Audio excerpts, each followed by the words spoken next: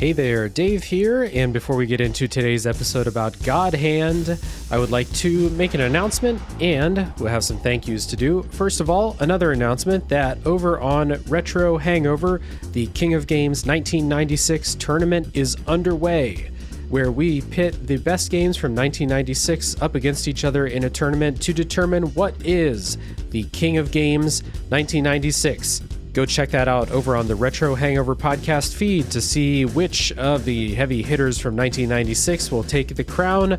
From Resident Evil to Tomb Raider to Super Mario 64, there are some real heavyweights in that year, and I'm a part of the panel.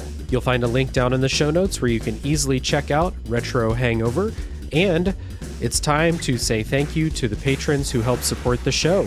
Big shout out to Chris Nelson, the Top 3 Podcast crew, Chris Copleen, Eric Guess, Rick Firestone, Nick Ficori, Jill, Jeff, formerly Jerf, Kieran, Soccer, ZNA, Cupcake, Kyle, Christian S, Matt aka Stormageddon, JD, Doug Leaf, Jason Emery, Brian Skirsha, Randall, Jake Martin, Jenny E, Kurt Mattis, and many more. Your support is greatly appreciated, and if you're listening, you want to be like them, you can help support the show. You'll get some treats. That is all over at patreon.com/RealDaveJackson. And with all that being said, it's time to summon up the power of the God Hand.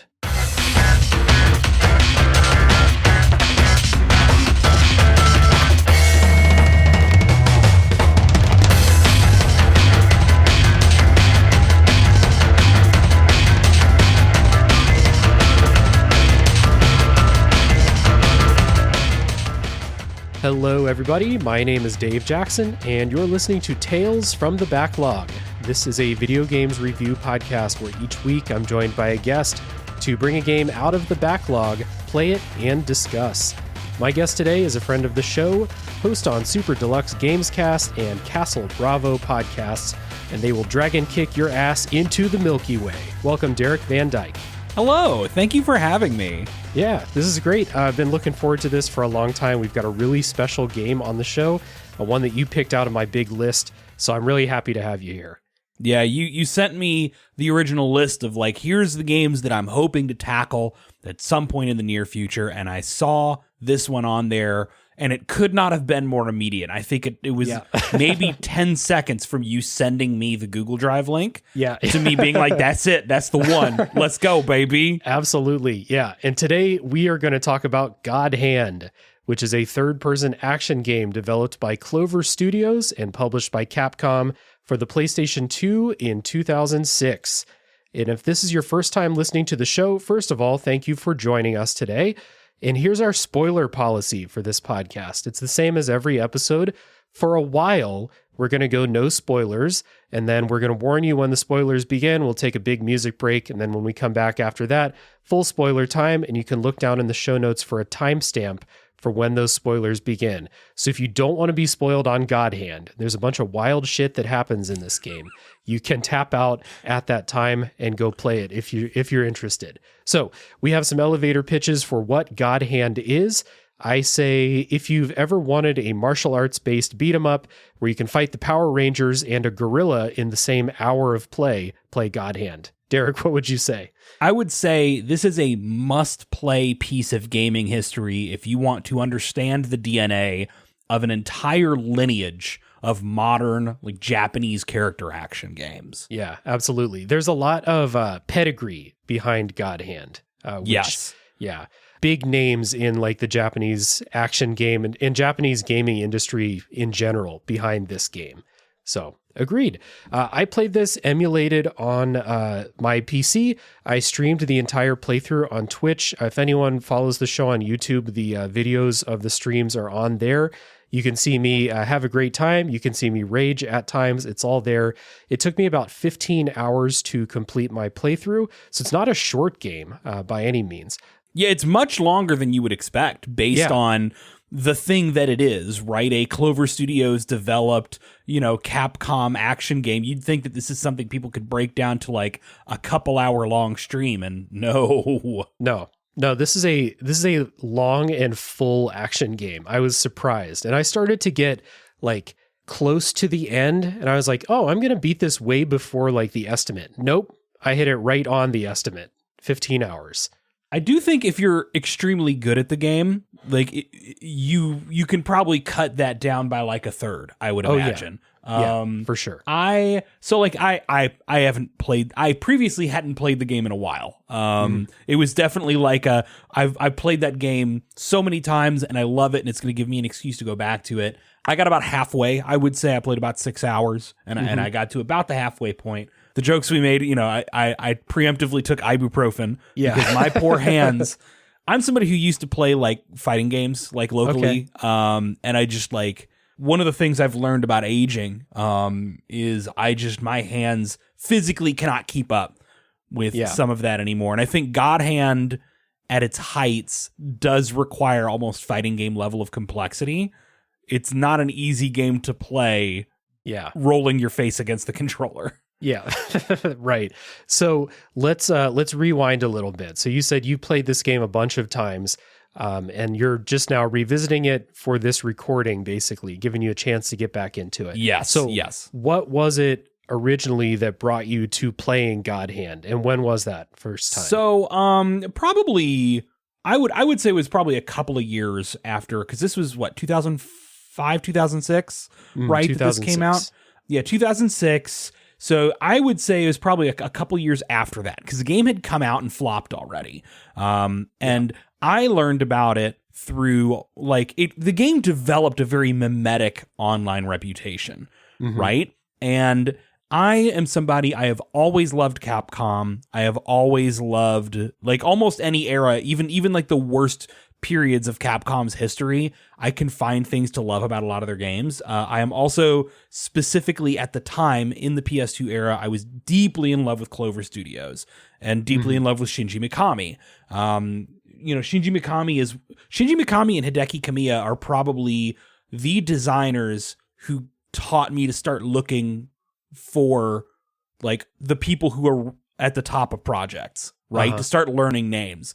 So learning that Shinji Mikami, the guy behind Resident Evil 4, was and product number 3, which is a deeply underappreciated and underknown cult GameCube game that's a similar, like, weird, messy, but very fun experience, did this wild, bizarre action game beat 'em up. And I think a lot of the craziest stuff about this game, too, is stuff that we've seen a little bit more of these days.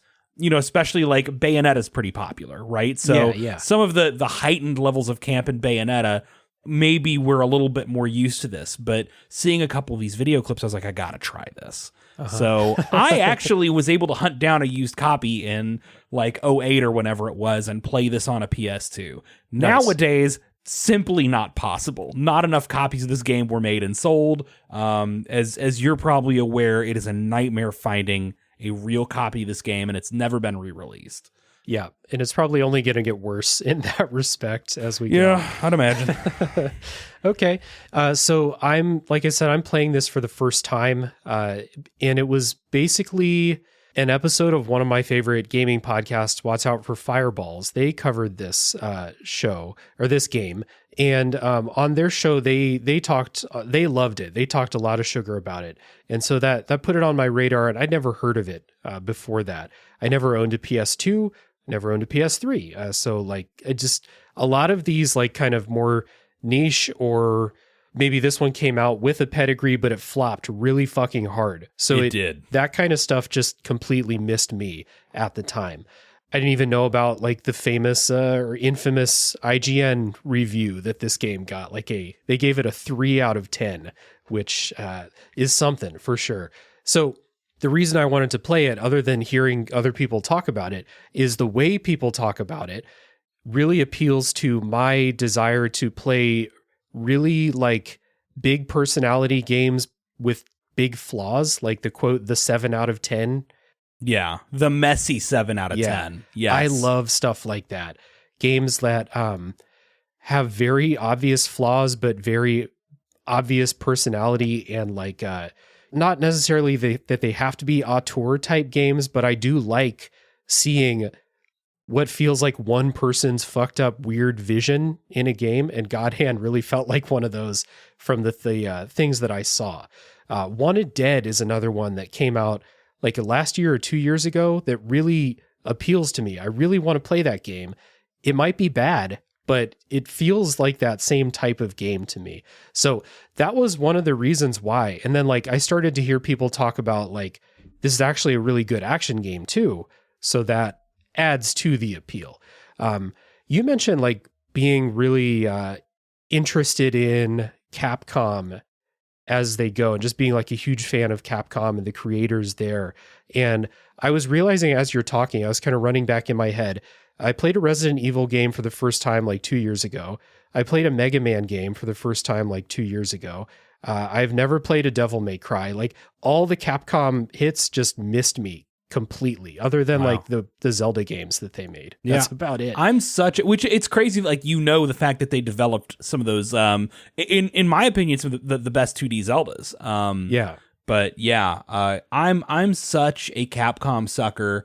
I am one of those weirdos who actually played the original Monster Hunter on the PlayStation 2 at the time, which is for a franchise this big, shockingly few people were there at the beginning, in the US anyway. So if it had a Capcom logo on it, I was checking it out. And I still missed God Hand. I didn't know this game existed until it was well over and done with. Yeah, I think that there's a lot of people like that who, I guess only the real ones were there in 2006 playing God Hand. So my first time playing it, and to get in some opening thoughts here before we dive into it, my expectation for getting a good action game with big personality and big flaws, it was 100% correct. That is exactly what this game is. Although I was surprised by like just how much fun the game turned out to be. Like I really, really like this game. This is awesome.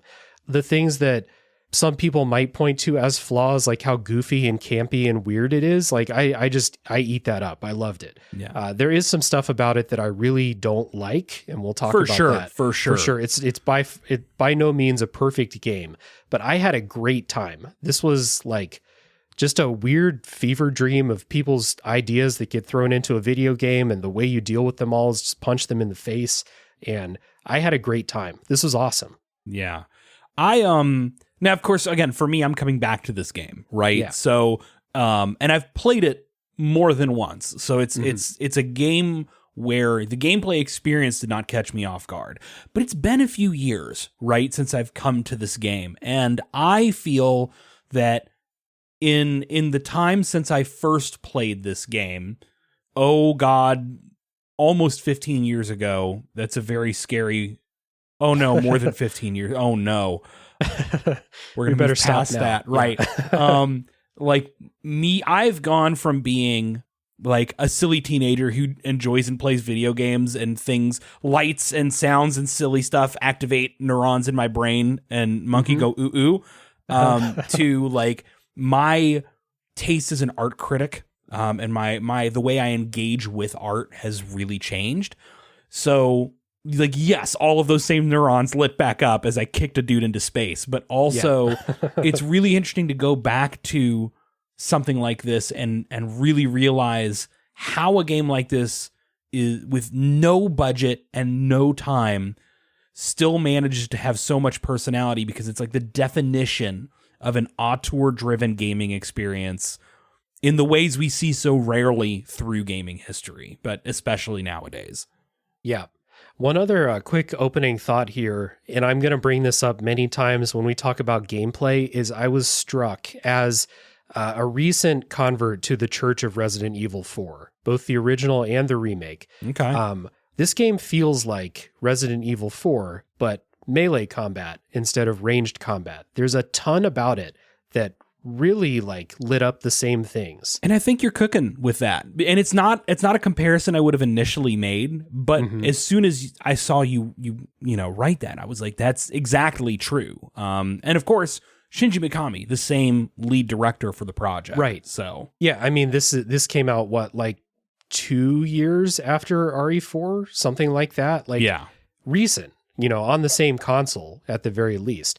So it's something that, like, when I was playing it, you've got a bunch of gameplay mechanics and stuff that feel very, very similar. And then, just the overall quality of the gameplay experience really, brought that comparison to mind. But when we talk about gameplay, we'll dig into that more. For now, we're going to take a music break, and when we come back, we'll set up the story of God Hand.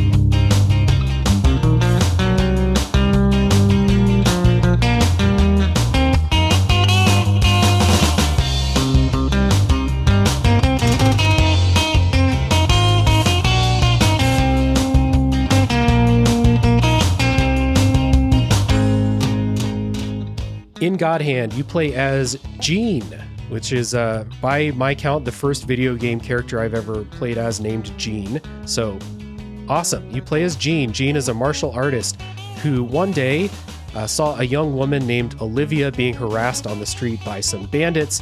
He defended Olivia, but the bandits cut off his arm in the process. It'll happen. So, the reason that Olivia was being harassed, it turns out that she is from this protector clan of the God Hands, which are arms that hold the power of God. The bandits were trying to take the God Hand from her, and so in order to repay Jean for saving her and to save his life, Olivia grafted one of the God Hands onto him. Nice clean thing. He loses an arm. She just happens to have an extra arm with godlike powers. So in the game, Jean has this mega powerful arm called the God Hand, and there is an evil group of anime villains called the Four Devas who are trying to resurrect a fallen demon king, and for some reason, Jean is in their way, and they're out to get him. That's basically the plot setup of God Hand, and it's as weird as it sounds. Like, the rest of the story is as weird as that setup is. Yeah, it's not... This isn't really a game where story occurs so much as, like, it's, again, like, you can tell this is a game that very much is inspired by the era, the kind of lost era of the beat 'em up, right? Mm-hmm. This is inspired by things like Golden Axe and Streets of Rage, ultimately, at its core. So it's kind of like, here's your basic excuse plot to take you through a series of ridiculous levels and bosses and mini-bosses before you get to the ultimate bad, but there's not this ain't a visual novel, folks. Right. The story that happens, most of, like, the cutscenes that you watch are either Jean talking to Olivia about what they just did or about what Olivia wants Jean to do next, or they're just cutscenes of the four villains arguing with each other about why they can't kill Jean. That's the story, basically. Your story is actually driven more by character interactions, by which I mean not as in characters like character arcs. This is not character arc driven. Characters don't really grow over the course of this. And plot events don't, like, cause changes in the status quo necessarily. Uh-huh. I'd say that the story is driven by character interaction, in that every major character and minor character is a Looney Tune, and it's putting them in situations that these characters get to play off of. It is fully a comedy in every sense. Right. So just to, like, expand on that, the four villains of the game are a guy named Elvis, who is a fat, cigar-smoking, like, Hispanic asshole character. You have Shannon, who is a succubus. That is her character. You have Azel, who is a wears sunglasses all the time edgelord who used to have a God Hand, but gave it up, and now he has a devil hand. You know, the requisite Capcom rival character who has the exact same powers as your main character. Exactly, yeah. And then you have the leader of the Four Devas, whose name is Belze or something like that. He looks like a vampire. He might actually be a vampire. like this weirdo collection of assholes. Most of the story again is them talking to each other, or them taking turns trying to go kill Jean, them talking to Jean. That's the kind of character cast we're dealing with here. Yeah. It's and like I would say Elvis in particular stands out a lot in terms of being like the most Looney Tunes of the lot. Mm-hmm. I think this is where it's interesting because the four Devas they're four very different types of characters. Like, wow, spoiler alert, four characters are different. But in that, like, Elvis feels like he leans into the game's extreme sense of camp, right? Because you do have a guy with like some kind of unidentifiable Hispanic accent named Elvis, chomping on cigars, gigantic Akuma style like Buddhist prayer beads around his neck. Yeah, you know, huge belly hanging out of his shirt. Obsessed with food, right? Yeah. Who is generally one of the funniest things in the game whenever he's on screen. You have Shannon, who is almost a different type of Looney Tunes, where the character herself is very like played out, I guess I'll say played out, like succubus character who's just looking for ways to have fun. But some of the shit that happens around her is so bananas. Oh yeah, like she keeps poison chihuahuas as pets, and they just, I don't know, she's just hanging out. They go kill her guards sometimes. That's something that happens day to day in her life, and you'll deal with the poison chihuahuas as you go through the game, and it's just, those are her pets, and summoning that's a normal the bus thing in the out game. Of nowhere, right? Yeah. Like you get Azal, who could not be playing the Virgil any straighter than he is. And then Belzy kind of, to my memory, because he doesn't make a ton of appearances in like the first half of the game. Right. But to my memory, Belzy is kind of played as the fourth character who doesn't get a lot of characterization, right? He's mostly there to be a big looming big bad, who's not the real big bad. Right. He's the elder of the group, we'll say, but like it's not like people respect his word or anything like that. Yeah, he's just not like the oldest one. Yeah. No, yeah, he's not the leader. Yeah. So those are our characters. Jean as a character is basically just like a like he's kind of tired because every time he gets back from one of these missions, Olivia has something else for him to do, and he does the Ray Romano, like, come on. And then he goes back out and he does it. And he's like full of quips and stuff like that. But, you know, Gene's not a deep character either, but he's fun. Yeah. And then Olivia might be the most Looney Tunes of the lot in a lot of ways, right? As the mission giver, as the character whom the plot like theoretically centers itself around. Any character who is constantly in different costumes, and anytime it's like, oh man, I don't want to do that, pulling a hatchet out of nowhere, I could take the arm back. The energy is absurd between Jean and Olivia. Yeah. The energy of the entire game is absurd. So even if even between story cutscenes, this game keeps up that campy, goofy tone basically the whole time. So like, I'll give some examples of this. Your health pickups. This is an action game, so you need to refill your health from time to time. They're giant pieces of fruit in this game, like it's a Kirby game or something like that. And every time you pick one up, Jean yells, "Awesome!" It's a nice little thing. You have a super meter to do your ultimate God Hand mode, and you refill that by picking up porno magazines. Gene's running animation is just his regular walk animation sped up. One of my favorite things.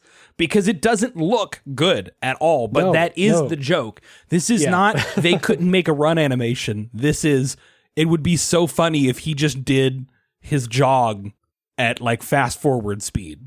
Yeah, it's very good. Like whoever had that idea, it's genius. You know, save them some time, and it's very funny. And then like you'll get some story cutscenes between Jean and antagonists and enemies and stuff, and they're all just ridiculously goofy. We'll talk about the bosses more in the spoiler section, but you know, I already mentioned the Power Rangers and a gorilla, but There's one example of a cutscene that I have not forgotten since it happened in the game. And Gene's in his hotel room. He's looking for Olivia. These 3 thugs burst into the room to try and ambush him and fight him. 2 of them, Gene punches out the window and out into outer space, like immediately. And the third one winds up, like charges at him to attack. And Gene just kind of like puts his hand up and stops him. And then he kind of motions over like, hey, go stand in front of the window. And the guy just kind of like nods and goes over and stands in front of the window. And then Gene punches him out the window as well. It's like, this is the tone we're dealing with here. It's just Bugs Bunny. It's just Bugs Bunny. This is Fist of the North Star, but Bugs Bunny. Yeah. Another great example, kind of on the same vein as like the run animation, is you will frequently have the ability to do these kind of like scripted quick time event like attacks on enemies. And it's always like, mash the button to keep attacking the enemy. But it will almost always be this one attack animation that just is the same animation repeated faster and faster and faster until, some ridiculous. So like, one of my favorites is you get behind a dude and you get him in like a, arm around the neck and you like break the neck, but then you just keep breaking the neck like a dozen times a second. And it's the most, it's just insane. Yeah. There's the one where you, someone's down on the ground and you stomp on them. Oh, the stomp is good. So let's just say for the sake of argument, you stomp 40 times when they're down there. You get 40 stomps before it's all over. But the enemy will usually roll out of the way at like stomp number 25 or something, and Gene is just stomping on the ground. There's no one there anymore. Yeah, so stuff like that all plays into it. Voice acting is also charmingly bad, I would say. Like, it's of this era too. I mean, 2006, we've had, professional sounding voice acting for a really long time now. And not that these don't sound professional, but they're all goofy as hell. It's like the direction, talented voice actors were given direction to be very silly. Like Sam Riegel is like a third of the male cast, right? So that tells you everything. If you know anything about Sam Riegel, you're like, oh, I get it. I don't know who Sam Riegel is by name. Oh man. Well, he voices Azel as one example, but he voices like a ton of the mini bosses. He is a very memorable, if you like hear it, you go, oh yeah, it's that guy. Okay, gotcha. But he's a tremendously talented voice actor. You've heard him in a bunch of stuff. He's a very kooky kind of guy in real life, and he's very well suited to these sorts of kooky roles. But even characters like Jameson Price, I think Jameson Price voices Elvis, and Jameson Price is giving a performance, capital A, capital P performance. Agreed. Yeah. Gene has a really quippy, like Leon Kennedy style voice lines, just always antagonizing the villains or enemies and stuff like that. Gene's voice performance is very carefree, we'll say. Like I don't know, maybe should be worried in situations, but he's one of those that's never too shook up by anything that's going on. Always telling people that, boring when you hit the taunt button and stuff. And the enemies all have really like fun and memorable like voice barks to them. Oh, the barks too. are great. Yeah. Like, I'll never forget the one that's, "You're not Alexander," throughout the game. Like, who the fuck's Alexander? Then you hear another enemy in the same level go, "I'm Alexander the Great." And I'm like, okay, this is a thing that they're concerned with. I don't know what's going on here. I love the, for lack of not using the actual name, the Power Rangers have some of the wildest lines that you can imagine. There's one part where they're taunting Gene, and Gene is mock taunting them back, and it's just a really wonderful but stupid exchange between them. There's, now the more that we talk through this, I don't think there's a serious bone in this game's body. No, there is when story is concerned. There is a ridiculous urban legend around this game that far too many people believe that the comedic tone was something that was only in like the big reveal trailer, and that Capcom had to go in and like make the rest of the game funny because of how people reacted to it. But that this is simply not true. It's not possible. It's, this game does not happen in a few months of course correction and script punch up. This was from the outset meant to be something truly zany. Yeah, absolutely. Yeah. And then the other thing about this game's tone, and I feel like it's something that has to get brought up if you're going to talk about this game, the writing and character portrayals, is the way this game portrays women is pretty uncomfortable in the modern day. I would say that I can't think of any female character in the game who's not objectified or made fun of in some way for being a woman. There's really only two women in the cast, really. There's Shannon and there's Olivia. Shannon is a succubus, so like whatever. She's going to be sexy because that's the character. I'm talking about like all the female enemies that you fight. We talked about the QTEs where you stomp on the enemies. Well, there is a woman enemy specific QTE where you bend them over and spank them repeatedly until they shoot across the screen, which we were talking about in our streams of feminist run of God Hand where you don't do the spanking QTE. And then I got later in the game where things were too difficult and I was like, sorry, I can't do it anymore. I got to. And then like Olivia is portrayed as this like conniving, manipulative character toward Jean. As much as this game can portray a character like that. Yeah. Like she is like Jean and her are set up as like a team and Jean is trying to save her. Jean's not a great person, but Olivia is not a great person either. So it's just like if you're putting together a list of all the women in the game, she's not really portrayed in a very flattering way either. But it's mostly those QTEs, to be honest. And like, like women have the right to be awful failed daughters just as much as, right? But like, there's two women characters named women in the game, and both of them suck, and both of them, like, again, one is a succubus whose entire personality is revolved around like fan servicey stuff. And then Olivia is constantly, she wears a super low cut shirt to expose the cleavage that the camera likes to linger on. There's a scene where you've got to talk to her and she's in the bathtub. There's the bit where she's in the classic like Playboy bunny outfit. Like they love to find ways to play into like Olivia should be like a fan service character. And it sucks because sometimes they do have some fun with that, right? Like when she's in the bathtub and then she pulls the axe out of the bathtub is very funny. I don't think it's necessarily that like Olivia and Shannon are types of female characters you can't have or portray in games, right? Saying this as somebody who is not a woman, I think it's just sucks that there's not a single woman or feminine person in the game who is not running around in bondage gear with their titties out, right. With a whip or getting spanked or it reads in the context of God Hand as childish, not as like, I don't know how to really say, but it reads as childish, not as malicious. But it doesn't feel great. No, it definitely doesn't. And it was something where I was like, I'm making my notes for the podcast, and we're going to talk about what this game is serving up to you, the player. And that's definitely something that stuck out to me, especially because this game is difficult, and part of your ways to success because there's a lot of female enemies that you fight.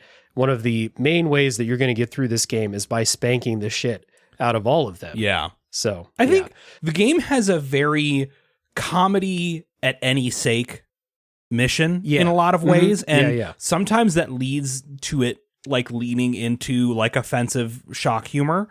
And it sucks because often they do succeed at being very funny, but also we've been talking around the Power Rangers, right? And the name for the Power Rangers uses a word that is broadly considered deeply offensive, to people with dwarfism. We don't use the M word, and the M word's all over the place in here. But at the same time, there is inherent comedy to these 5 undersized Power Ranger assholes and their stupid voice lines, and they're like flashing their gooches at you simultaneously to make a V. Yeah. Right? You have the Mr. Gold and Mr. Silver. Yeah. Right? The two very flamboyant gay mini bosses that you fight, who are, don't get me wrong, the LGBTQ plus community accepts and embraces Mr. Gold and Mr. Silver, but they are very much like a little bit of an offensive, like ignorant view of, especially in a very like Japanese way, view of homosexuality, you know, but so like problematic fave, you know, not coming for God Hand, not coming for a 2006 beat 'em up that had no money behind it, but go into it knowing like it's a bit messy. You're going to groan and have to overlook a few things. It's a bit just, you know, insensitive across the board. Even we talked about Elvis. Like, Elvis is a comedic character. They do make fun of him for being very fat several times. Yeah. Gene does directly. So it's insensitive. Like, the degree that you're offended or think that it's problematic is going to be up to the individual person. But it is something that, like, I did feel like we should bring up when talking about how this game does comedy, because it does it in a lot of like childish but harmless ways throughout the game. Like, so much of that is, you know, just good, clean fun, and then so much of it is not also. Yeah. So this is not South Park where it's like seeking out to be like, are you offended? Are you offended? Like, it just leans into sometimes some very dumb avenues of humor that are kind of offensive. But even then, talking about like the fat jokes with Elvis, right? There's so much going on around Elvis and so much physical comedy that has nothing to do with his obesity or love for food that, like, it is at least good in that it does not let that joke solely define most of what's going on with these characters. Yeah. Even like Shannon, right? As a succubus, it'd be so easy to lean just into her being a woman, being sexy, leaning into like, how can we play with that for comedy? The spanking mini game. But she has poison chihuahuas, right? She summons a bus out of nowhere in one of the most, like, it hurt my belly. I was laughing so hard when she pops the bus into the circus tent. You know, it's a lot of game. It's coming at you with so much at once. Yeah, absolutely. So it is a campy good time with some caveats and things that, you know, are just a little bit uncomfortable. But I think that you bringing up Elvis in particular and the way that they create comedy around Elvis is a good time to transition a little bit. We're going to listen to some music and we'll come back and talk about this game's soundtrack because it is special.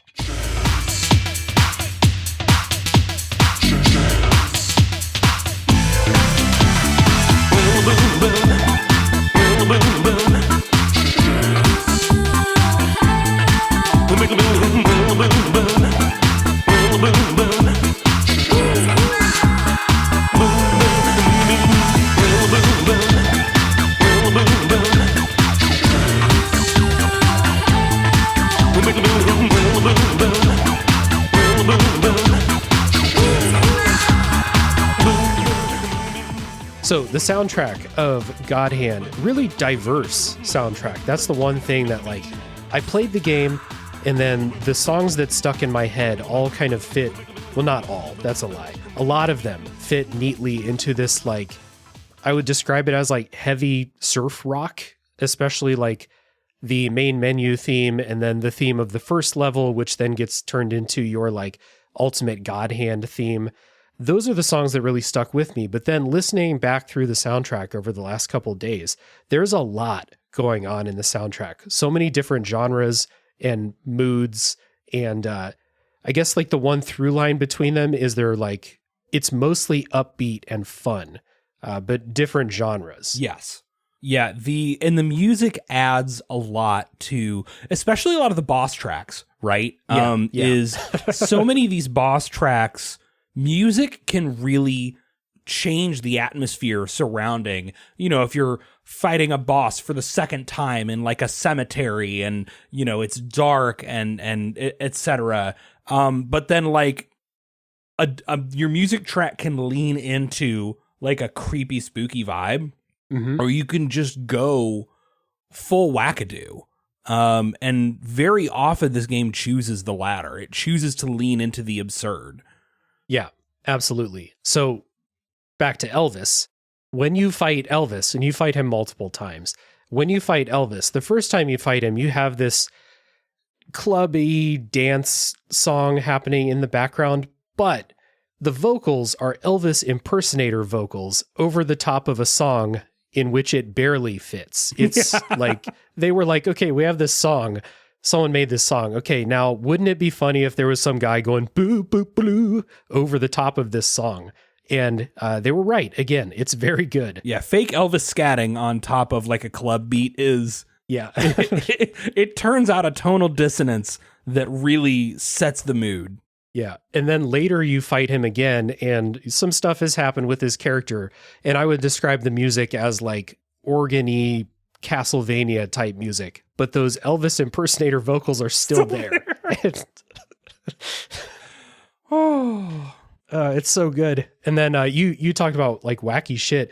When you fight the gorilla that we talked about, you have this big bombastic carnival music happening in the background, and it's just insanity. Not just a gorilla luchador.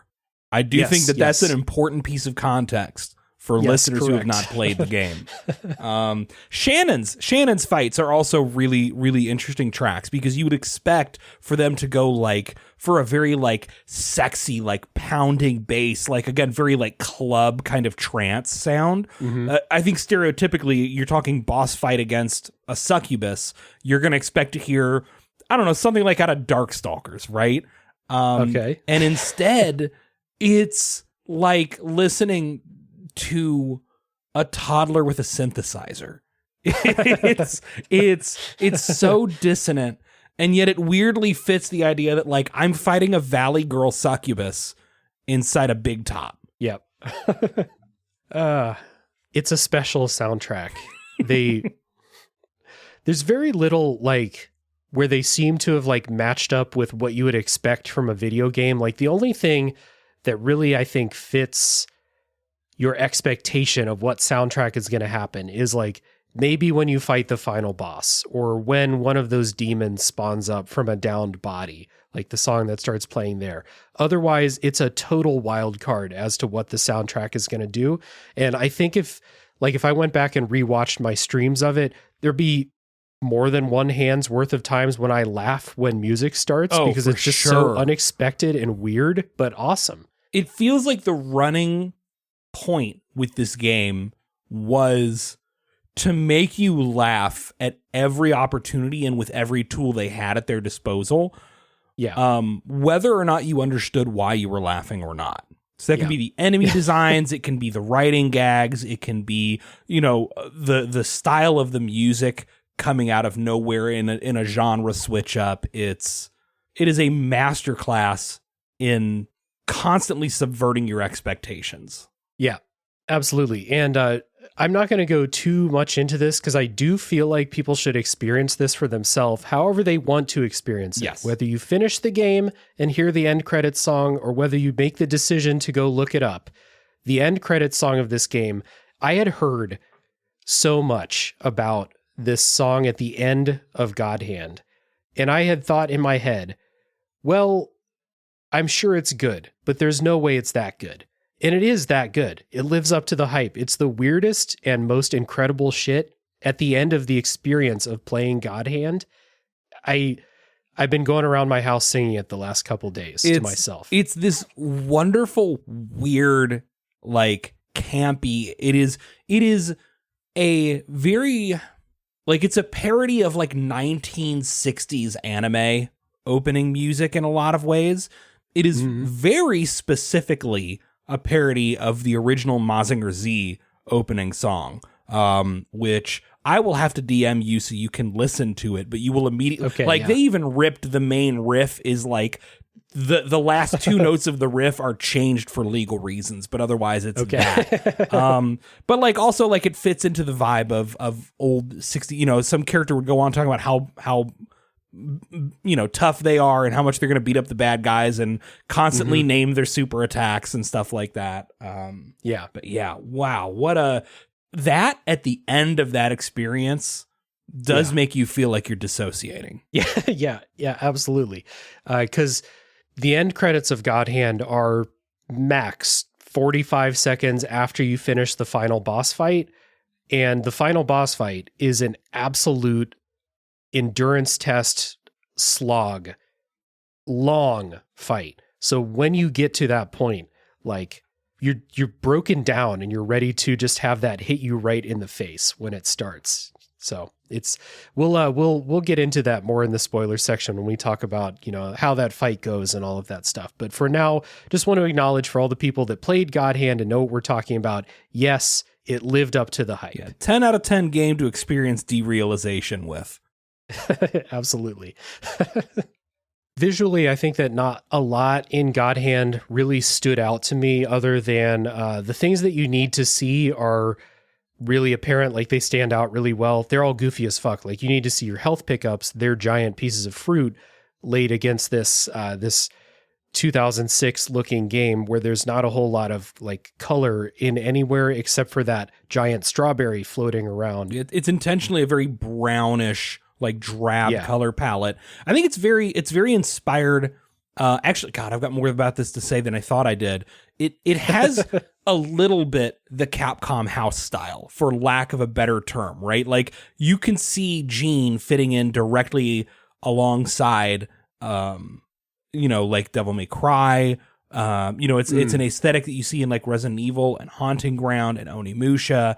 But the game clearly pulls a lot of visual inspiration from like Fist of the North Star, both in its palette and its aesthetic. It's kind of Weird West that it's going for.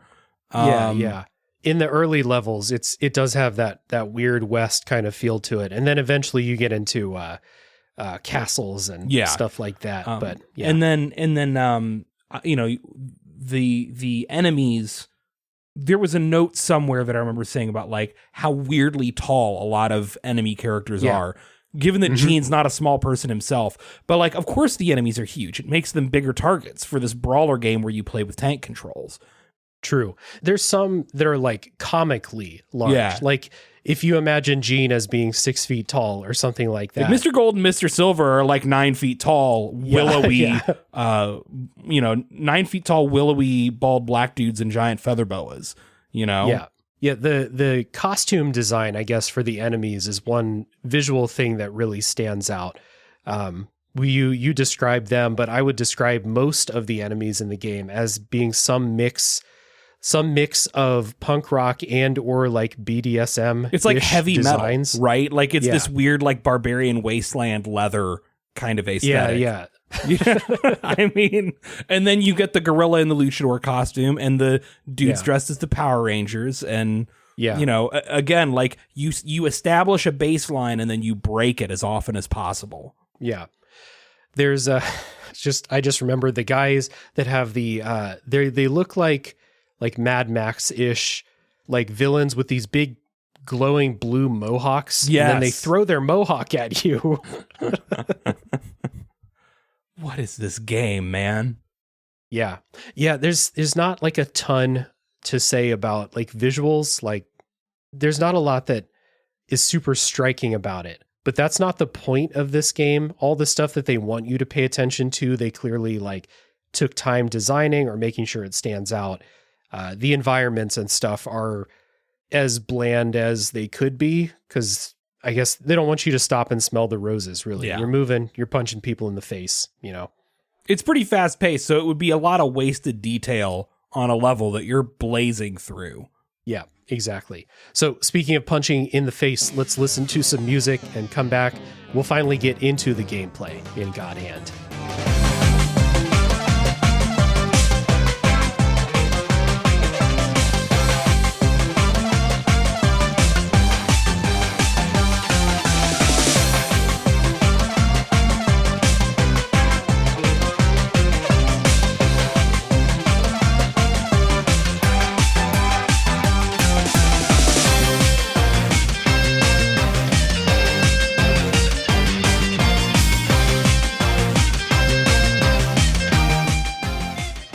So God Hand is a third-person brawler. It's set in that Resident Evil 4 type camera behind your character, who is over on like the left side of the screen.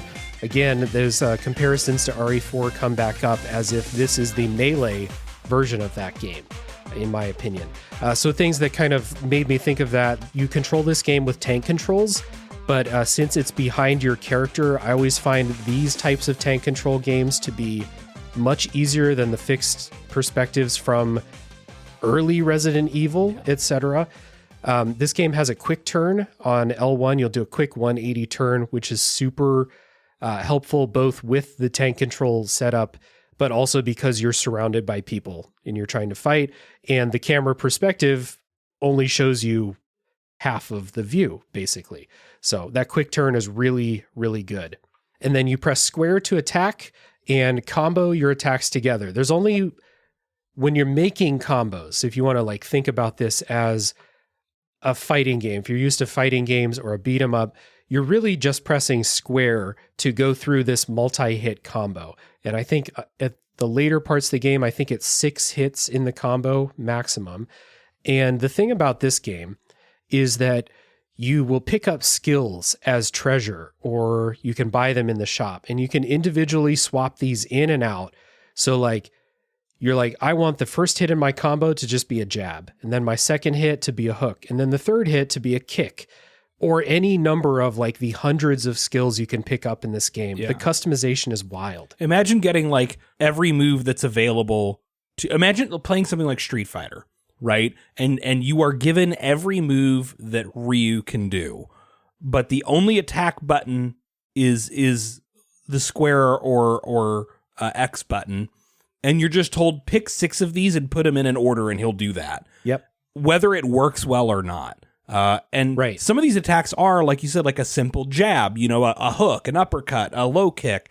But then some of these attacks are like a ridiculous 2-second long spinning drop kick that leaves Gene on the floor. Yep. And you can make completely useless combos. Like the complexity comes from toying with what moves you're putting into the combo and how you're leading them together. Yeah. And so I ran into situations throughout the game where it was like, I found a set of 6 moves that I really like, and it carries me through a couple levels. And then I get to a level later where it's just not working anymore. And I have to go and customize and switch things out and think like, okay, I need to get them into like a stun lock. So my first hit in the combo, I want to have some more reach there. So let me put a move with more reach in number 1. Or, hey, they're throwing up their guard when I get to like move 3 or 4 in the combo. So let me put a move that has the guard break effect at that point in my combo. You can like really, really customize and tailor what you're trying to do to whatever situation you're in. Maybe you're fighting a boss and you're not going to guard break this boss because it's not a human. So let me take that guard break move out because it's not doing shit. And I just need to put something in that's going to get a bunch of like DPS. Yeah, it turns out you can't guard break construction equipment. Yes, exactly. Yeah. So this customization really, really enhanced the experience for me. This is really cool. And I'm not somebody who like gets down with putting in complicated combos in like a Bayonetta or something. I just kind of button mash things that feel good in those games. And I don't do fighting games. I'm like horrible at those games. Yeah. But this one, the fact that it's all simplified to one button and you're just controlling the order of the moves that you do and what those moves are, it's simplified, but it's as deep as you want it to be for each situation. Yeah. Well, especially because there's more complication and more decision making from other like decisions you will have to make in combat. So it's treated attack like as, okay, no, basic attack is the tool. You can decide how that tool works itself out, but you don't have to remember combo strings or remember that this attack only happens if you pause briefly after the third attack hit and then come in. You know, it's very simplified in a way that I think makes it more friendly for people who are willing to put up with experimentation. Yeah. If you're willing to think about the moves in the combo and think about what's working and what's not working and what might be a better move, then you'll be rewarded for that.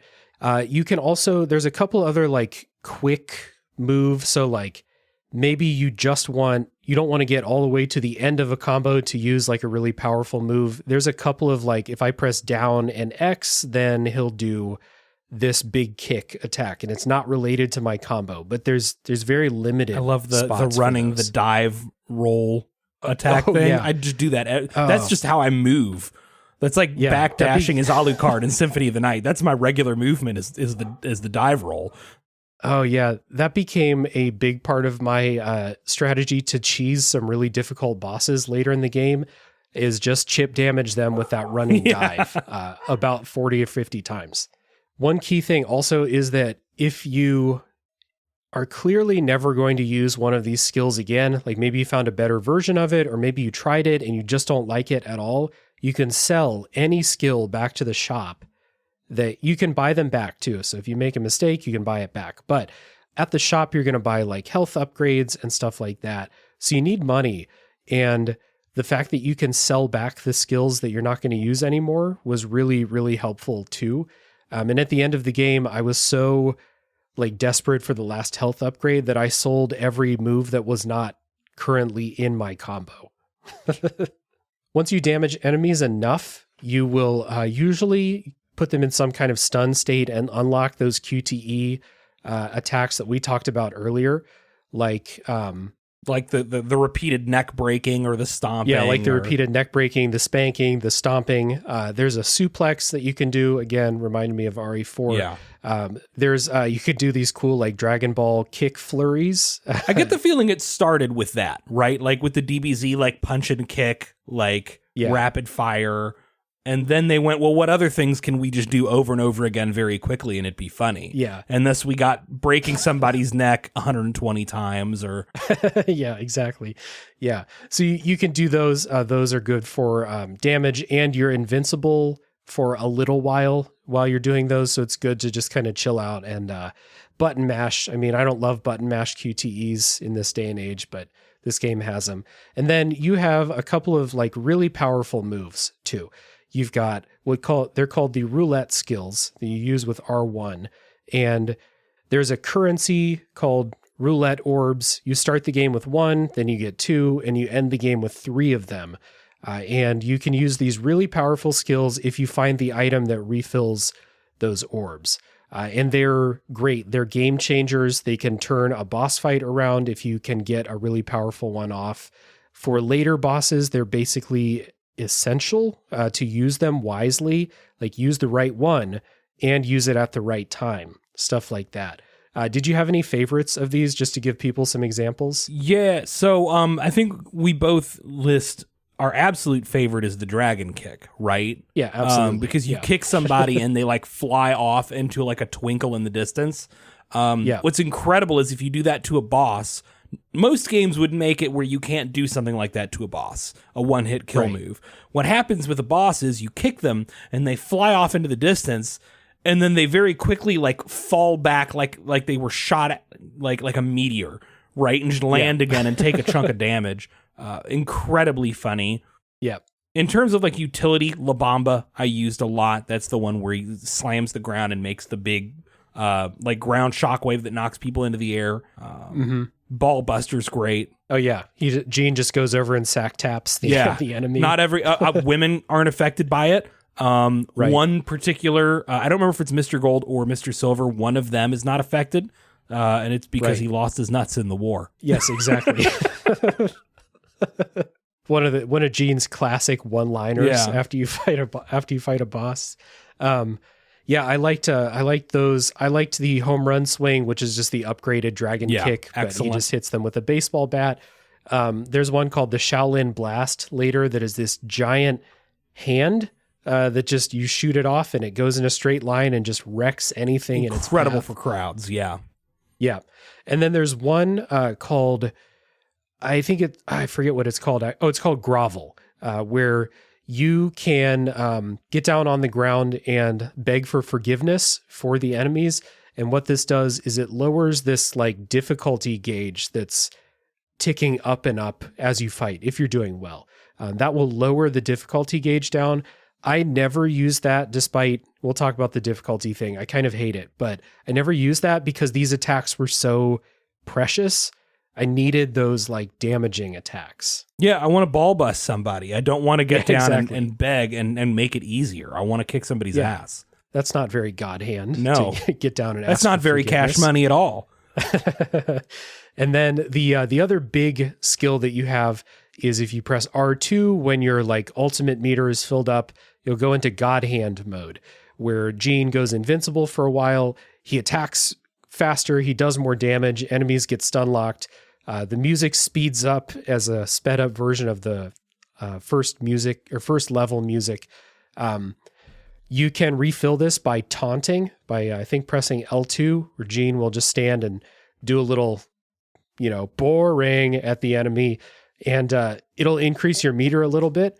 This is essential later in the game, managing this and using it at the right time. I don't want to say you won't. I would not have beaten the game without taking full advantage of all parts of this God hand mechanic. I could not imagine trying to not take full advantage of God hand mode. It's a necessary part of your kit. Yeah. You refill that meter by hitting stuff or finding porno magazines around. And this game has a great dodge. I really like the dodge. You use the right stick to dodge in directions. Super unique. Yeah. You can dodge left and right, or you can do a backflip, or my personal favorite, once I figured out how good it is if you press up on the right stick, Gene will do a little dip or juke to the side. If you just mash it up, he just does the Dempsey roll. He just dips and weaves. Yeah, I wrote in the notes that you do the Muhammad Ali, just dodging every single punch thrown at you. And it is that powerful too, once you figure out that you can do it. It seems broken, but like the game lets you do it, so go ahead. You need it. You need those tools because this game's hard. And this game is built to we're going to get into this, I guess, now, but the game it has dynamic difficulty, but instead of, you bring up the example of Resident Evil 4 is a very famous example of dynamic difficulty where if you're struggling, the game gets easier. Yeah. And this game's attitude is, on paper, it's not that different, right? But its attitude is, if you're doing good, we're cranking this difficulty up. Yes.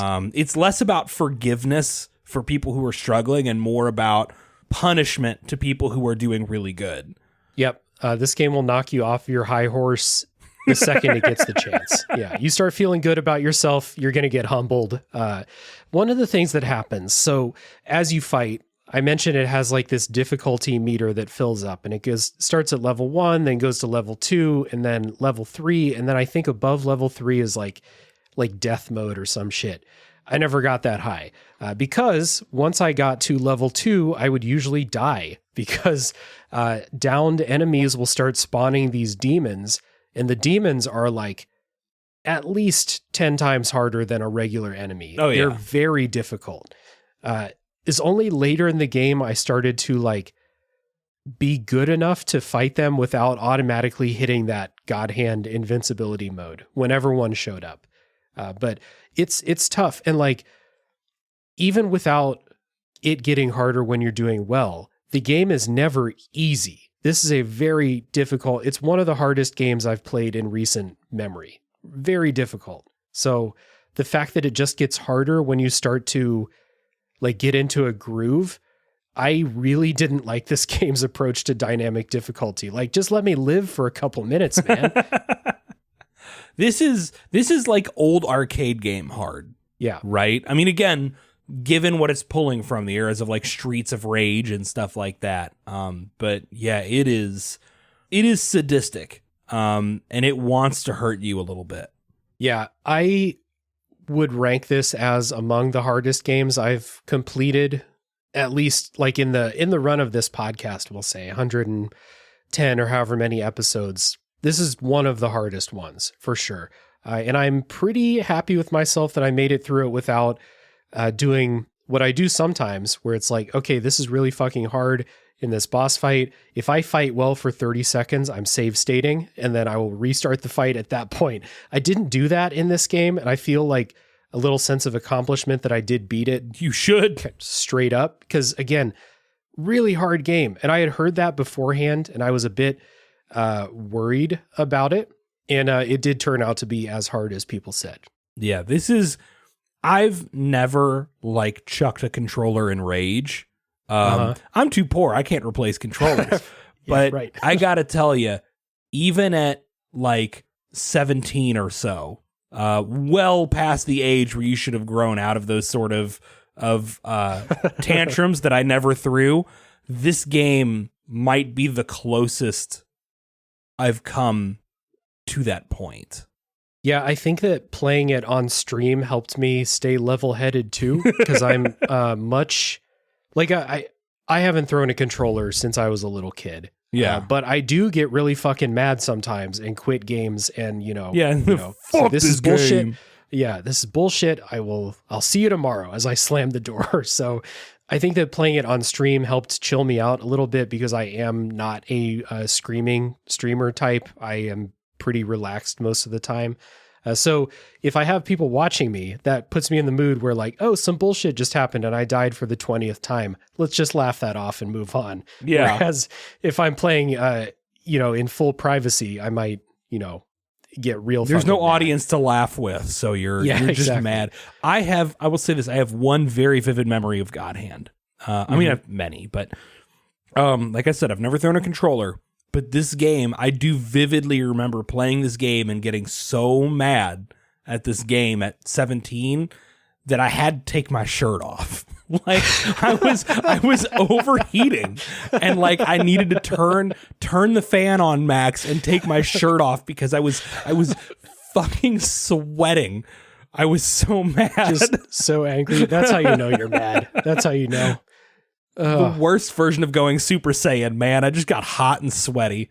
Maybe I'll turn that into my new stream personality. Like I'll play hard games, and when it gets real just rough, I'll take my shirt off. Oh man, that's fantastic. And I don't have anything else to say about the gameplay after that. I think we covered it. Yeah. You know what punishment you're signing up for. Yeah, exactly. There's dominatrixes in this game for a reason. That's true. Yeah.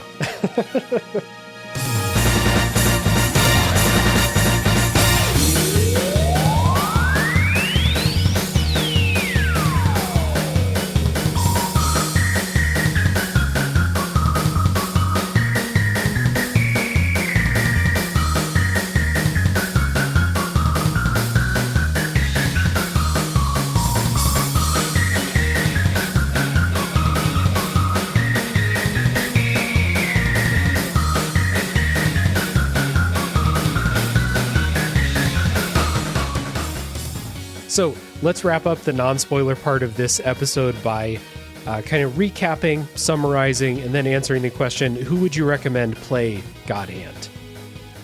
Oh, man. Again, it's like we said at the beginning, right? Like this is such an interesting, weird character action game. It's so funny. It's so brutal to play.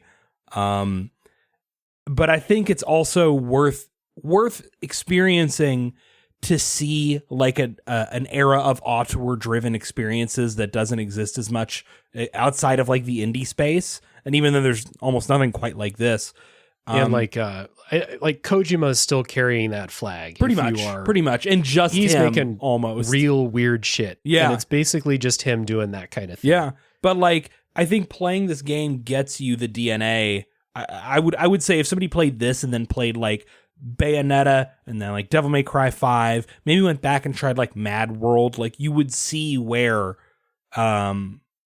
these designers that came from Clover Studios, as well as like Platinum Games coming after them, like where that mark on the industry probably comes from, because it's not Beautiful Joe or Okami that really define the direction that these people took. It's God Hand in a lot of ways.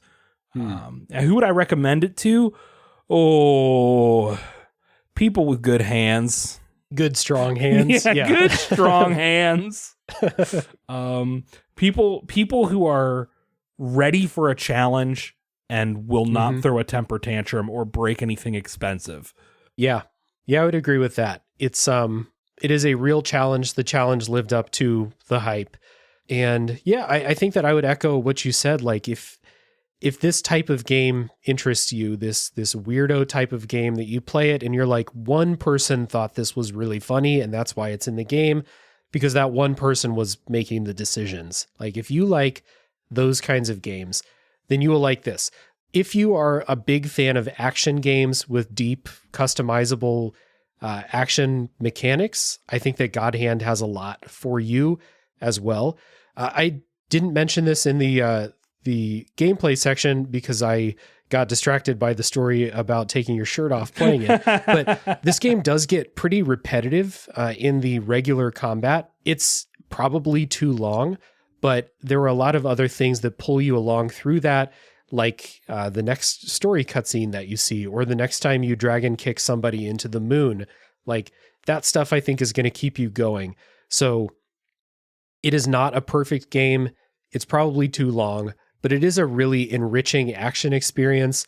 If you're up for a challenge, if you like overcoming a challenge, and then if you just like stories that are campy and goofy as shit, I think that God Hand has a lot for you there. So pretty, like, not super easy recommendation, but like, I love this game. I had a great time with it, and I think that it will appeal to a lot of people as well. So yeah, God Hand. There we go. Truly love this weird ass game. Absolutely. So let's do some housekeeping here before we get into spoilers. We always start by having the guests talk about their shows.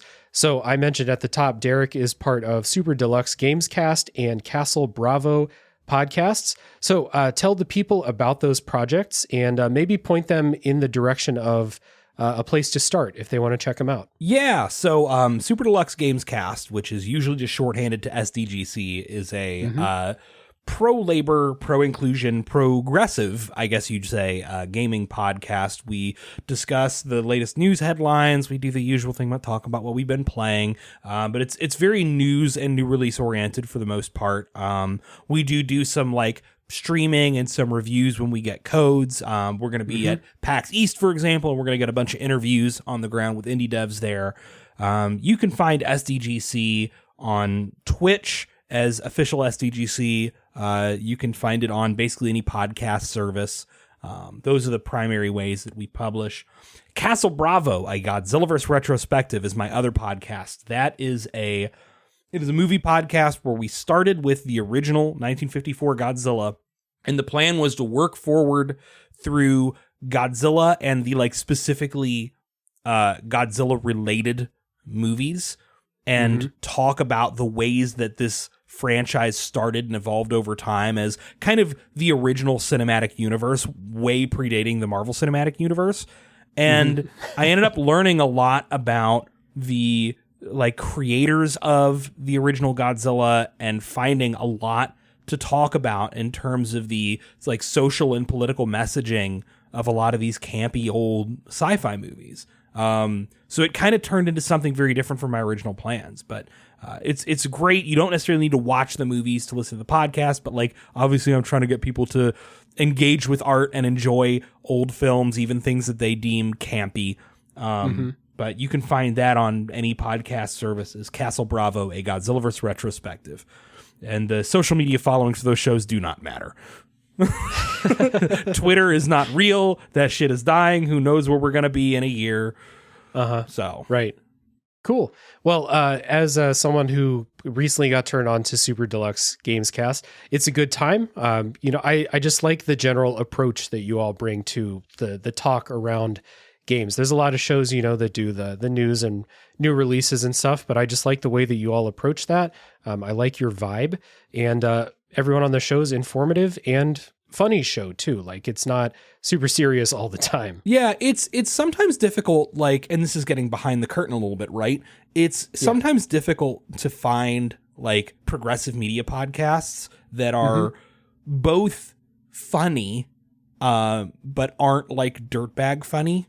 a little bit, Yeah. right? And it's like, but also aren't overly preachy about stuff that, frankly, a lot of us already know and understand why a lot of this stuff matters. So like for us, it's about finding the right tone of when we talk about a news story, you know, we're taking that pro-labor approach, right? But like, I'm also not here to give you the 101 on why it matters that black people are in video games, right? Like I am assuming, we're assuming you're already on that level, that you're not here to be preached to, and we're just going to talk about gaming and the industry around it through that lens, but still keep it like a little casual, kind of fun, you know? Yeah. It's a balance for sure. Yeah. And it's good stuff. So I will put down in the show notes links to both podcasts, and we'll throw some social media stuff down there. Twitch channel, of course, too. So people can go find We'll have to have shows. you on sometime to guest if you'd feel like it. If your Thursday nights are ever free.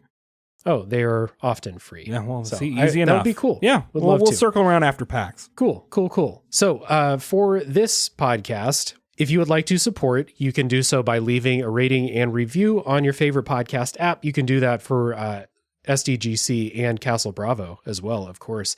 On your favorite podcast app, if it's Apple Podcasts, Spotify, or Podcast Addict, you can leave ratings and reviews. So if people search God Hand in the search bar, which I know they're doing, it will help them find this episode. You can also join the Discord server, come on in and chat with a bunch of cool, welcoming, friendly folks about video games, movies, life. Show us pictures of your food, your pets. We would love to see it. If you want to listen to my other podcast, it's called A Top 3 Podcast, where we do top 3 lists. We do drafts of weird topics. That one's a good time. And finally, if you want to support monetarily, you can do that at patreon.com/realdavejackson. You'll be able to vote in some polls for what games I do on the show. You'll get some bonus content. Cool stuff. So, we are going to take a break. When we come back, it's full spoiler time for God Hand.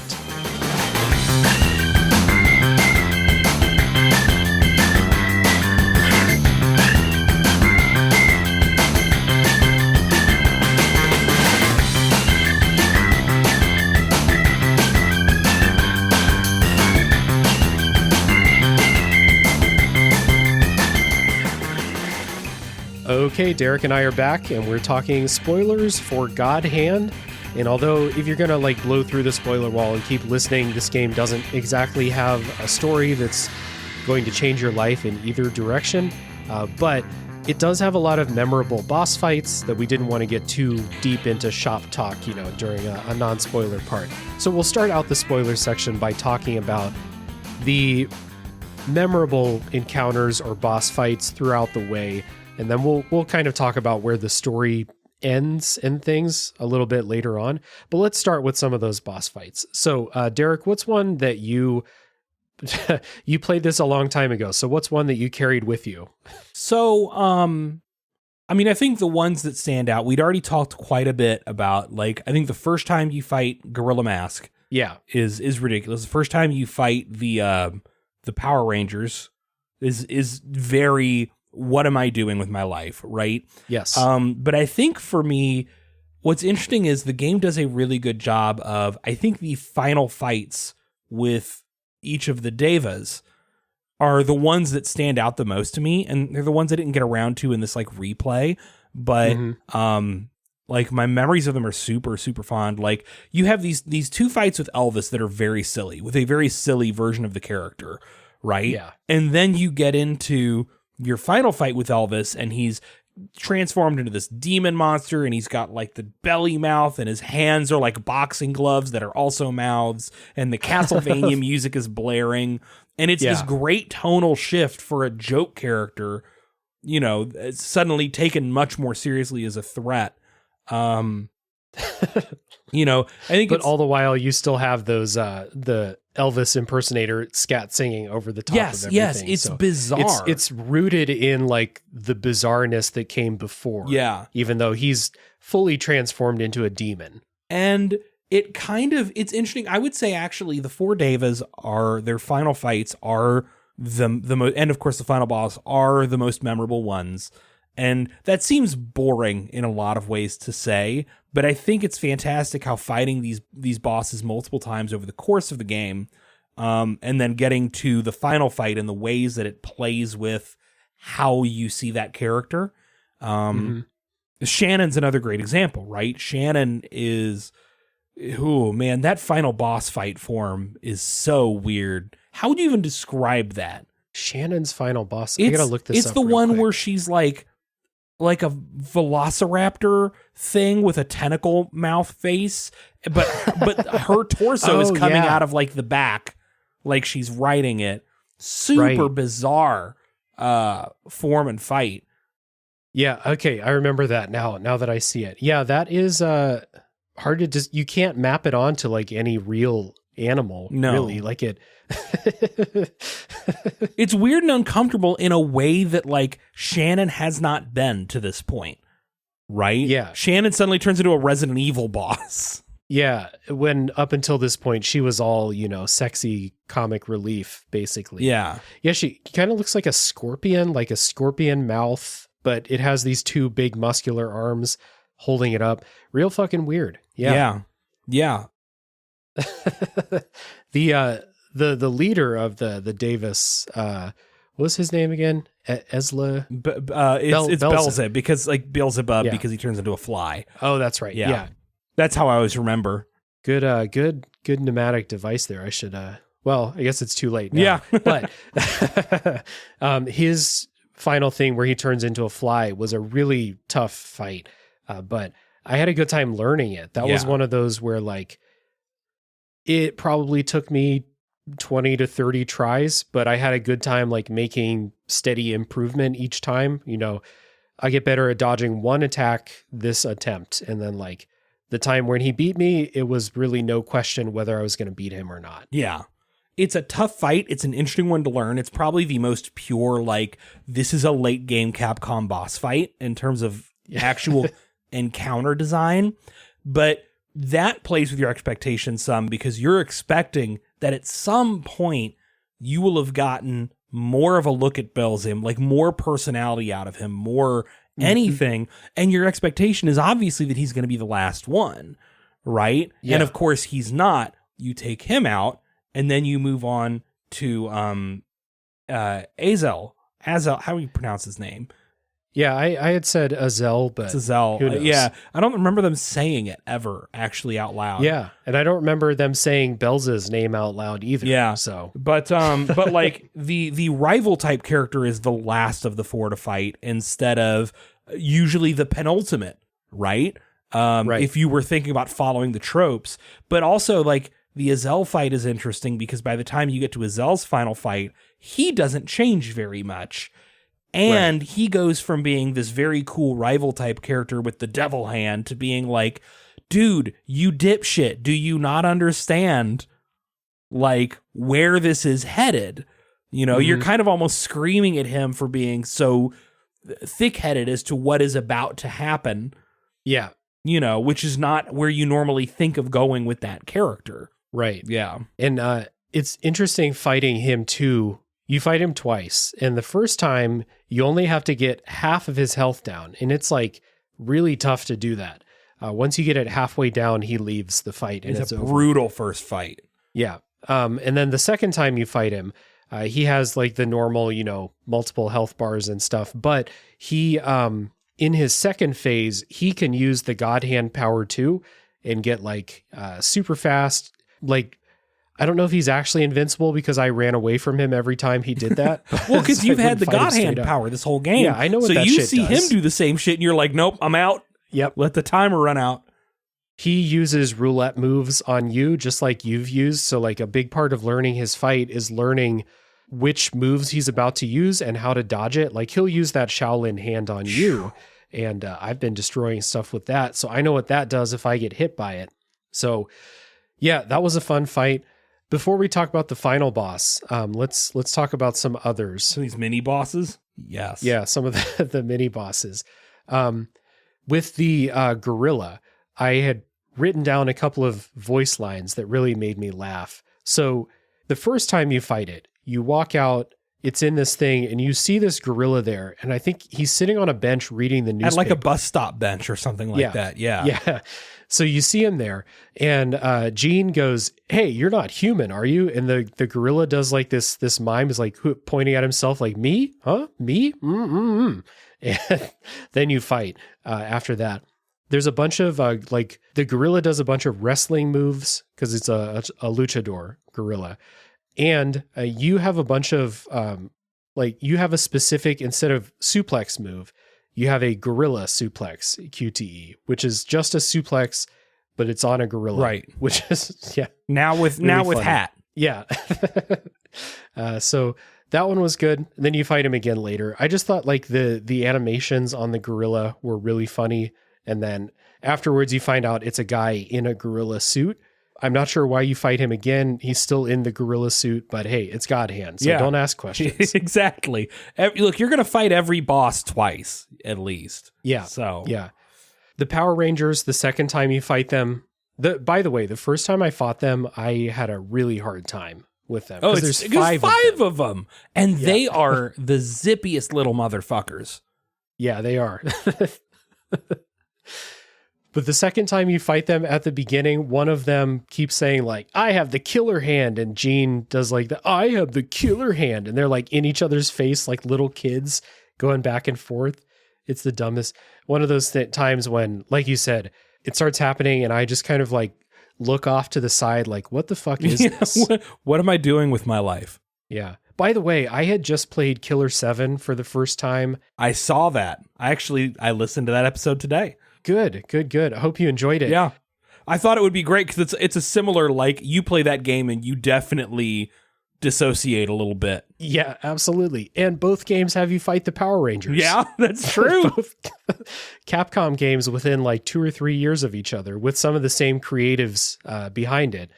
I saw Grasshopper Manufacture in the credits for God Hand, and I was like, okay, things are coming together. They must have done some support work because if I remember correctly, God Hand started while Okami was still in development, and Clover wasn't that big of a team. So it would not surprise me to hear that people outside of Clover were brought in to help make it, because Okami was the big game that Clover made. That was the one that all the money and all the work got put into in their very short time on this earth. Yeah. So, yeah, just very surreal to play 2 different video games where you fight the Power Rangers within a couple months of each other without knowing it was going to happen in either one beforehand. The 3 Evil Stooges are one of the first bosses that you fight. Oh, yeah. In the first fight, you fight them one at a time, and it's okay. You know, you're figuring out their movesets. It's fine. The last time you fight them, you fight all 3 of them at the same time, and it's brutally difficult. That's a fantastic boss fight, and you're so grateful you fought them all one at a time so you know what they can do. Yeah. But the fact you're having to deal with them simultaneously and mix their capabilities together like that, ugh. Yeah. Part of that fight is figuring out like which one is best to take out first, and I tried every combination of taking them out before I finally found one that worked. That's one of those where I was on the stream, like having a bad time. Yeah. And if I wasn't, in public, so to say, I probably would have been like, fuck you, see you tomorrow. Shirts off, let's go. Yeah, exactly. I think I incorrectly labeled this one as the one where Gene talks about someone losing their balls. That's in the Mr. war. Gold and Mr. Silver. Mr. Gold for and sure. Silver. Yeah. What a ridiculous thing to say to somebody. Yeah. Man, this game is a lot. It's a lot at once. Yeah. There's only one boss fight that I thought was like bad and like unfair in a way, and it was the one where you fight the old sword master. Oh yeah, dude, that is yeah. I was really glad I didn't get up to him. Yeah. In the time when I was replaying, because I like specifically remember that. I think that's the boss fight that made me take my shirt off. I think that's the one. It wouldn't surprise me. Yeah. I cannot confirm that for sure because that part is not in my memory, but like, oh, it feels right. Yeah, it sucks. It sucks real bad. That's one of the fights where So you use the strategy in a lot of boss fights. They have like the crates around. You can go and you pick up the crates, you throw them, they do some chip damage, you get some items. That was one of the fights where I exhausted all of that. I used all the items that I got. I got some decent item luck with what drops because they're not always the same. And then he's at like half health and I just cheesed the rest of the fight with that running dive. Yeah. Over and over and over and over again. Like 2 HP at a time, taking him down. Because that fight sucked and I just wanted it to be over. Yeah. Yeah, the old Sword Master sucks. Though, one funny thing about the Sword Master, because everything in God Hand has to have some kind of comedy to it. During the fight, one of your biggest windows to attack him is he does this big attack and then he kind of just like steps back and recites a proverb to himself and he's completely wide open to attack for like 10 seconds while he's doing it. It's the goofiest thing, but much appreciated. I'd completely forgotten about that, but yes, the one window you're going to get. Yeah, exactly. I mean, it's just like, you're fighting a dude with a sword and you've got your fists and you can throw the boxes and in the boss arena, there's a picnic umbrella you can pick up, but it's so slow, you might as well not have it. So, before the final boss, I just want to just say that this game is broken up into stages. There's 8 stages, and then there's the final boss. And stage 8 is horseshit. It's absolute horseshit. I hate it so much. It's the like traditional, hey, this is a beat 'em up, so for the last stage, we're just going to throw 1 million enemies or 7 sub-bosses at once at you, and enemies that used to be bosses are now regular enemies. Yeah, and there's 16 of them. So go have fun with that. Yeah. That was awful. When I was streaming, I started at stage 8 and I was like, okay, stage 8, I will fight a couple of boss fights and I'll be done with this in an hour. And it took me 4 hours to do it because I spent at least 2 just on stage 8 in these combat arenas. Where it's like you said, it's like they took things that used to be mini bosses and now there's 3 of them and you don't have any items. Good luck. Go fuck yourself. Yeah, indeed.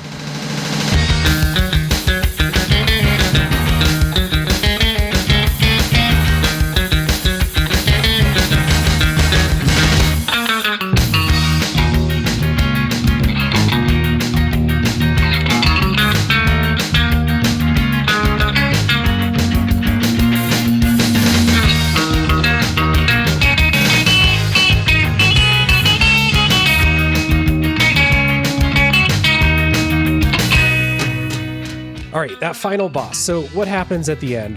I guess we should talk about what happens in the story before the end. So you basically fight off the Devas. You reach Azel at the end. He kind of realizes too late what's about to happen. He realizes that whoops, I'm summoning the Demon King. My bad. But it's too late to stop it. Should have thought about this before now. Yeah. So you fight him, you beat him. Afterwards, he's being pulled down like a portal, and this is like the goofiest fucking thing. He rips off his god hand, his arm. He throws it to Jean. It magically replaces Jean's normal arm. So now Jean has 2 god hands at the end. Jean, Bill, why does your mom let you have 2 god hands? So that's his last act of good is to give Jean a second god hand. So for the final fight, you fight the Demon King that gets summoned, and it's huge. It's like this arena-filling final boss. It's like a fucking devil, dragon, knight, Satan coming out of a portal. Yeah. Wild shit. Yeah. So you fight this thing. You have 2 god hands, so you get this new move called the double Shaolin hand that takes all 3 of your orbs, but does I would say wild damage, but this final boss has the most hit points, like an unreasonable amount of hit points. The time that I beat it, it took me 20 solid minutes of fist fighting to beat the boss. It's brutal.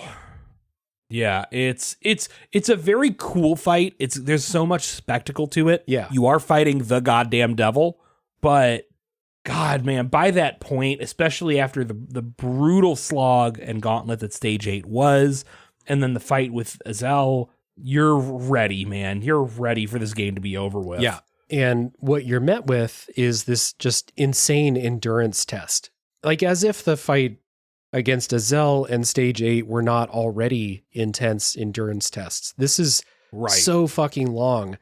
And he has 2 health bars, the double Shaolin hand that's the strongest attack in the game that takes, I think it takes 3 roulette orbs, maybe 2, I don't remember. Regardless, it's the strongest attack in the game. It takes off 1/3 of a health bar, and he has 2 health bars. And it's just like, it's like to the point where you punch him, you don't even see the health bar move. You were basically just building meter to do the double Shaolin hand. Yeah. And so the way you have to do that is he summons in those demons that used to rise up from the old, from the dead bodies. And every time you beat one of those, they drop an item. So it's basically just like your strategy is learn to dodge every attack, dodge everything, don't get hit. And then when those things get summoned out, go kill them, hope you get a good item, basically. And then he has a second phase that introduces this QTE where he yells some shit at Jean. I forget what he yells, but it's like a very easy, like he has this big voice line. Anytime during the voice line, press circle, you'll stop this big attack. You'll do a little chip of his damage. So the second phase is oddly easier than the first phase, but it's still like a 15 to 20 minute fight where you cannot really make a bunch of mistakes. Yeah, immediately after another fairly tough fight, immediately at the end of a really long and brutal stage. So you spent easily a good hour and a half, right? Stage 8 onward. Oh, yeah. You know, if not potentially more, depending on how much trouble you're having. And then you beat the Demon King, and then within minutes, you are hearing that end credits theme. Yeah. So what happens is you beat the Demon King. Jean rescues Olivia because she had been kidnapped. He makes fun of her. She gets mad. She takes out an axe and is like running to try and cut his arms off. That's the end of the story. That's how the story ends. Yeah. And then the credits roll. And like you said, you have just spent if you beat that final boss on your first try, that was a 15 to 20 minute boss fight. Like your nerves are frayed. Maybe you're mad because that boss fight took you an hour plus to beat. Whatever you're feeling at the time, you are not ready for that final boss fight. And then suddenly the horns go ba ba ba ba ba ba ba ba. And then the guy starts singing, and like it's not the whole song, but the first line of the song has a very Randy Newman-ass like twang to it. And so like that, I was like, what the it's not the whole song. It's just the first line where he's like, "God, a demon," like that. Yeah. But it's this weird song, like this amateur sounding song where he sings the events of the game, talks about what he did to enemies along the way. Like there's the line, "Dragon, kick your ass into the Milky Way." All right, let me sing that. He goes, "Dragon, kick your ass into the Milky Way." And then there's a backing vocal that it's like it's someone in a falsetto just going, "Milky Way." Yeah. All right. So look, we're on the subject of the credits. Yeah. We gotta do this real quick. Okay. All right. I've just DM'd you the intro to the original like I think it's early 1960s Mazinger Z, which is a tremendously impactful old anime. Okay. And I want you to listen to that and think about those end credits. Okay.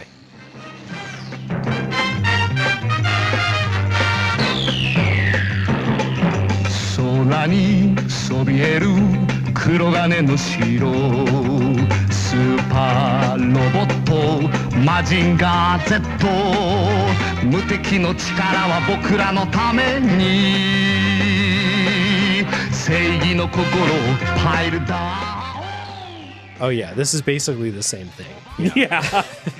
Down to like calling out the like special attacks by name. Yeah. In the lyrics, which is in Japanese you're not going to catch as well, obviously, but it's right. like tonally you're hearing They just rewrote the lyrics to this. Yeah, it's very good. There's one line in the God Hand song where he sings the Mike Tyson speech where he says, "My defenses are impregnable, my style is impetuous." during the God Hand song.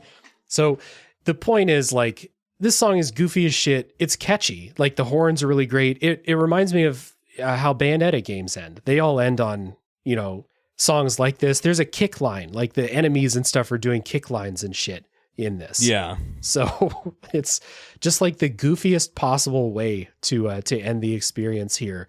And again, this is coming after like brutally fucking difficult action game boss fights. And then suddenly, bam, this is what you're listening to. You're just, again, like you can feel your soul leave your body a little bit. Yeah. As you're just like, what is happening? What did I just spend a dozen hours of my life doing? Yeah. And what the fuck is happening right now? Yeah. So, what year is it? Yeah. Help me. Oh, man. So that's God Hand. And yeah. Whew. What an experience. Truly. It's, man, what a game. I said that you cannot make a game like this anymore. Yeah. And it's, I mean, you can, right? Because in the indie space, anything is possible if you just are willing to take a chance. But none of the big publishers, not even Capcom, would be willing to give a director with this kind of like authorial voice the right to make something this unhinged and this weird and this messy. You know, something whose controls should not work by any stretch. This is a brawler with tank controls where you dodge with the right stick. Yeah, and attack with one button. Yeah, and pick which order your attacks go in, even if that means you picked the worst order possible. This breaks every rule. And what the end result is something very brave and weird and exuberant, kind of. Yeah. And I truly, like, this is, to me, this is the origin of what people call, like, Platinum Games energy, which, of course, Platinum Games is formed primarily from people who spun out of Clover Studios, right? Famously, you either went to Platinum or you went to Tango Gameworks. But like that God Hand is where it comes from. Yeah. Maybe if you go a little earlier, you find some of that energy in product number 3, but product number 3 is a game even fewer people played, and it's not anywhere near as funny or wacky. It's just weird to play. Yeah. So. It's interesting to like kind of close this out. It's interesting coming to God Hand after all these years, after it flopped so hard, like to the fact where you said like, people stopped buying it, so they were like, we're not making any more. Like, no one's buying this. So yeah, it's a rare game because no one fucking bought it, not because it's like some niche thing. Like, it was not supposed to be that way. But now, almost 20 years later, I don't really hear a lot of negative talk around God Hand anymore. Yeah. It's a perpetual like hidden gem type of game for a lot of people. If you want to talk about bad sales, right? This is a game that sold nearly 60,000 copies. Yeah, that's right. brutal. Yeah. We're not talking this game didn't hit 1 million. This game didn't hit 60,000. It's, I mean, finding a copy in the wild today would be nearly impossible. So I'm glad that like as time goes, this happens a lot of time, but as time goes, like this is kind of had a little bit of like indie resurgence, I guess, you know, or underground resurgence. Like, I don't think that you would listen to a podcast of two people that played God Hand and they give it a 3 out of 10 anymore, you know? Right. People recognize that this is something crafted with a lot of intentionality and something that really achieved being exactly what it was meant to be. It just was meant to be something for a very small audience of people, probably. Yeah. But yeah, the respect has kind of come back around to it. And I think it's like maybe one of the best games out there to use as an argument for the importance of games preservation. Yeah. Right? I mean, this is a game that sold maybe 60,000 copies total on a single console that is multiple generations old. It's never been made digitally available on any platform, right? It's never been remastered or ported. It's gone. This game is dead. Yeah. There is basically no way legally to play this game anymore, which puts people in a real bind. And yet, it is a game that I think is very important for understanding like this through line of gaming history, right? Yeah. Seeing how Capcom staff transitioned to being Platinum Games. So, Yeah, for sure. And then just the cherry on top, as an action game, it's a pretty damn good one. So, like, there's a lot of factors working in its favor for this kind of resurgence, we'll say. It's just a shame, like you said, that it is basically gone if you want to play it in a legal way. So yeah, there's no way to give Capcom money for this. And if I could, in a heartbeat, I would gladly. Yeah, so for sure. So this has been a good time, Derek. Thanks for coming on, talking about God Hand with me. Yeah, thank you for having me. This is a blast. Good. Wonderful way to spur revisiting a game that I otherwise might have only thought fondly about. And, you know, it's a hard game to come back to, admittedly, because you know what you're signing up for once you've beaten this game. Yeah, for sure. But yeah, a magical time, to be sure. Yeah, awesome. Yeah, this has been great. I appreciate you taking the time. Always thank people for taking the 2 hours plus sometimes to come on and talk about these games. But I'm glad you jumped at the opportunity to talk about God Hand, because this has been one of those games that, like, I think I told you before we started recording, it's all run together now, but it's been like on that list of games I could play at any time. I just didn't. And I put it on in the Discord server. We're doing a backlog resolutions challenge this year. And so God Hand was one of the first ones I put on the list of, like, okay, Dave, we're doing this challenge. This is the year. Fucking play it. And you'll never forget it. No, absolutely not. Yeah. And I hope that people still listening never forget the things we've talked about in this podcast. We appreciate everyone who's listened all the way to the end, as always. Check down in the show notes one more time for links to Super Deluxe GamesCast and Castle Bravo. Fine podcasting content there. And as always, tune in next week for the next game to come out of the backlog.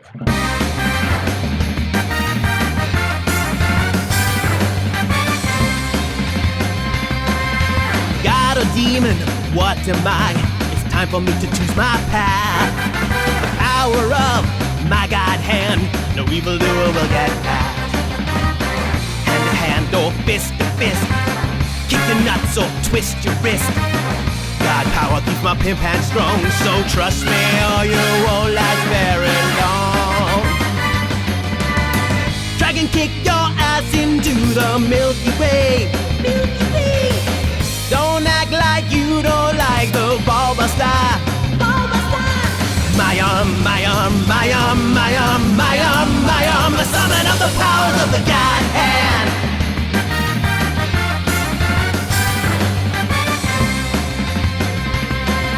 I lost a limb in a fight, but don't worry, babe, I'll be cool. The ultimate power of a god is now my secret tool. My defenses are impregnable. My style is impetuous.